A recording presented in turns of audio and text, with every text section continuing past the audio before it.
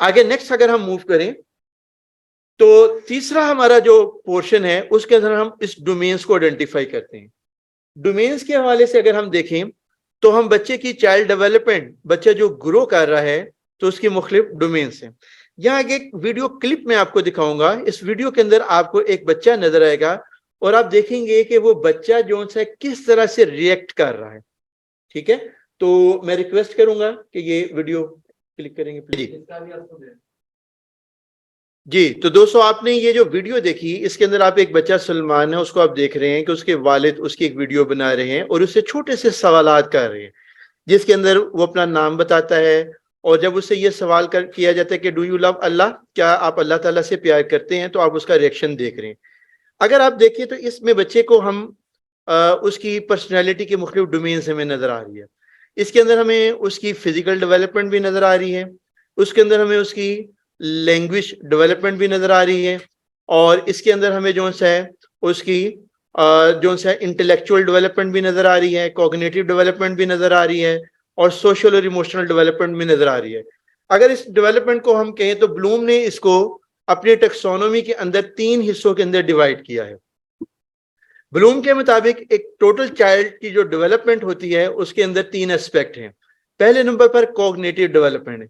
Cognitive development का मतलब ये है कि उसके माइंड की डेवलपमेंट, उसकी इंटेलेक्ट की डेवलपमेंट, कि वो चीज़ों को क्या अंडरस्टैंड करता है, अपने नॉलेज को अप्लाई कर सकता है, चीज़ों को एनालाइज कर सकता है, कोई नई चीज़ों को क्रिएट कर सकता है या नहीं कर सकता, उसके अंदर एवेल्यूएशन स्किल किस तरह की मौजूद है, चीज़ों को रिकॉल कर सकता है कि नहीं कर सकता। तो ये पहली जो चीज़ होती है ये उसकी कॉग्निटिव यानी माइंड की डेवलपमेंट है। दूसरे नंबर पर अगर हम देखें तो उसकी जो सॉफ्ट साइड है, जिसको हमने पीछे एटीट्यूड का नाम दिया था, या अफेक्टिव डोमेन है। अफेक्टिव डोमेन के अंदर उसकी सोशल, इमोशनल, कैरेक्टर और मॉरल वैल्यूज आती हैं। आपने पीछे बच्चे को देखा था कि वो क्या कह रहा था, नो लाफिंग, कि आप मेरी बात का मजाक मत उड़ाएं और हंसने की जरूरत नहीं है।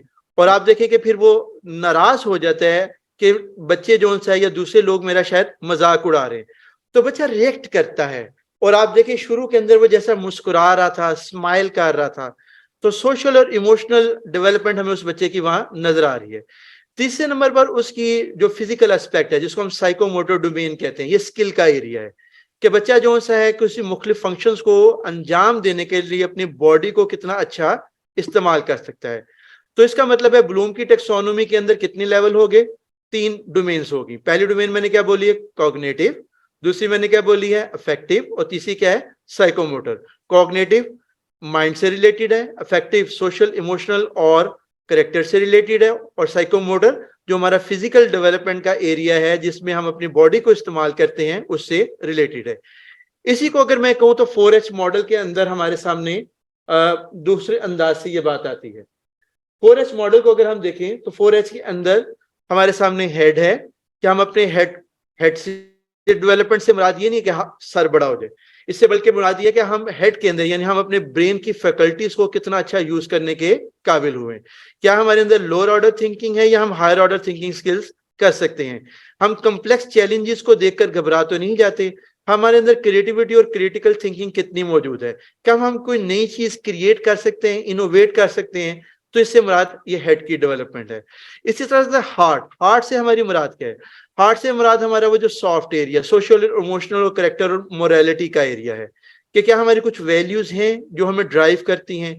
इसी तरह से क्या हमने अपनी जिंदगी के अंदर अपनी जात को, अपने साथ कनेक्टेड लोगों को, उनके राइट्स क्या हैं, हमारी ऑब्लिगेशंस क्या हैं, तो ये हमारी हार्ट से रिलेटेड आती हैं। क्या हम अपने इमोशंस को जानते हैं, अपने इमोशंस को मैनेज करते हैं, दूसरे के इमोशंस को रीड कर सकते हैं और उनके साथ कनेक्ट हो सकते हैं, तो ये हमारी जो हार्ट का एरिया जिसको पीछे हमने अफेक्टिव कहा था।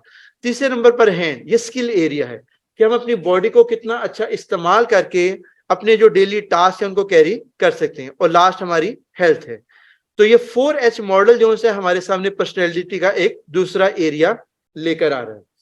अगर अब मैं यहां तक बात को रखूं तो डोमेन्स हमारे सामने जो आई हैं, इनको अगर हम सम अप करें तो ये डोमेन्स हमारी फिजिकल डेवलपमेंट से रिलेटेड है, हमारी सोशल, इमोशनल और कैरेक्टर डेवलपमेंट से रिलेटेड है, मोरालिटी से रिलेटेड है, इसी तरह से हमारी लैंग्वेज डेवलपमेंट से रिलेटेड है, और हमारी जो सा है जो क्रिएटिविटी है या कॉग्निटिव डेवलपमेंट है उससे रिलेटेड है।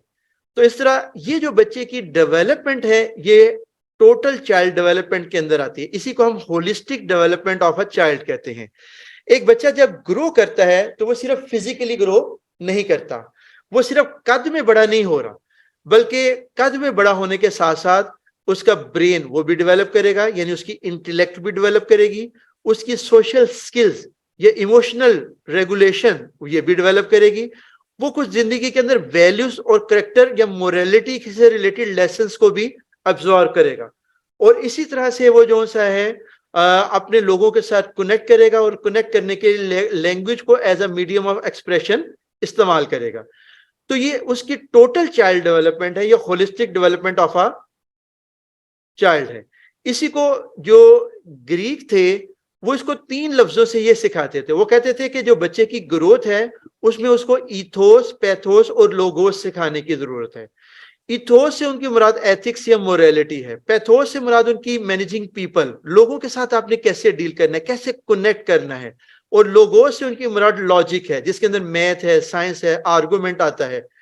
तो इथोस, पैथोस और लोगोस ये शुरू से आज से 3000 साल पहले से लेकर आज तक जब भी हमने एक इंसान को व्यू किया है तो उसकी पर्सनैलिटी के यही एस्पेक्ट हमारे सामने आते हैं कि उसकी फिजिकल डेवलपमेंट, उसकी सोशल इमोशनल डेवलपमेंट, उसकी इंटेलेक्चुअल डेवलपमेंट और उसकी लैंग्वेज डेवलपमेंट। और इसी चीज को अगर हम देखें तो नेशनल करिकुलम डॉक्यूमेंट के अंदर अर्ली चाइल्डहुड और केयर एजुकेशन की जो हमारी डॉक्यूमेंट है 2020 के अंदर, उसके अंदर 7 एरियाज के अंदर कवर किया गया है। ये 7 एरिया जो सा है वो बच्चे की इसी टोटल पर्सनैलिटी डेवलपमेंट को कवर करती है। और उसके अंदर वो कंपिटेंसीज दी गई हैं और वो इंडिकेटर दिए गए हैं, एक्सपेक्टेड लर्निंग आउटकम्स दिए गए हैं जो हमें बच्चों को डेवलप करने की जरूरत है। अगर हम इनको देखें तो इसमें पर्सनल, सोशल और इमोशनल उसका एरिया आ रहा है, उसका लैंग्वेज और लिटरेसी का एरिया आ रहा है, मैथमेटिक्स का एरिया आ रहा है जो ज़ाहिर हमारी लॉजिक को डेवलप करता है। हमें मुख्तलिफ तरह के कंसेप्ट जो है मैथ से रिलेटेड वो हमें पता होने चाहिए। इसी तरह से द वर्ल्ड अराउंड अस जिसके अंदर हम साइंस है, ज्योग्राफी है, हिस्ट्री है, कल्चर है, इनको हम स्टडी करते हैं। इसी तरह से जो बच्चे की फिजिकल डेवलपमेंट का एरिया आ रहा है जिसके अंदर फाइन मोटर स्किल और ग्रॉस मोटर स्किल शामिल होती हैं। इसी तरह से जो चाइल्ड हेल्थ, सेफ्टी और केयर है ये चीजें इसके अंदर हम शामिल करते हैं कि बच्चे को अपनी हेल्थ और सेफ्टी को कैसे मेंटेन करना है, वो बुलिंग से कैसे बच सके, ये सारी चीजें हम उसमें कवर करते हैं। और लास्ट के अंदर जो क्रिएटिव आर्ट्स होता है जो बच्चे की क्रिएटिविटी को डेवलप करता है। तो 7 एरिया जो से हैं वो आइडेंटिफाई किए गए हैं अर्ली चाइल्डहुड और करियर एजुकेशन के हमारे नेशनल करिकुलम के अंदर। और आप एज अ टीचर उस करिकुलम डॉक्यूमेंट को स्टडी करें, उसके अंदर जो लर्निंग आउटकम्स दिए गए हैं अपनी टीचिंग को और अपनी पूरे करिकुलम को उसके लिहाज से एवेल्यूएट करें कि क्या आप उसके अंदर कवर कर रहे हैं या नहीं। तो यहां तक रुककर अगर मैं ये बात कहूं तो डोमेन्स जो बच्चे की पूरी डेवलपमेंट की हैं वो हम अपने सब्जेक्ट्स के अंदर किसी हद तक इंटीग्रेट कर रहे होते हैं। अगर आप चाहते हैं कि आप तक हमारी नई वीडियोस बर वक्त पहुंचती रहें तो हमारे चैनल को सब्सक्राइब करना मत भूलें और साथ ही बेल आइकन को जरूर दबाएं।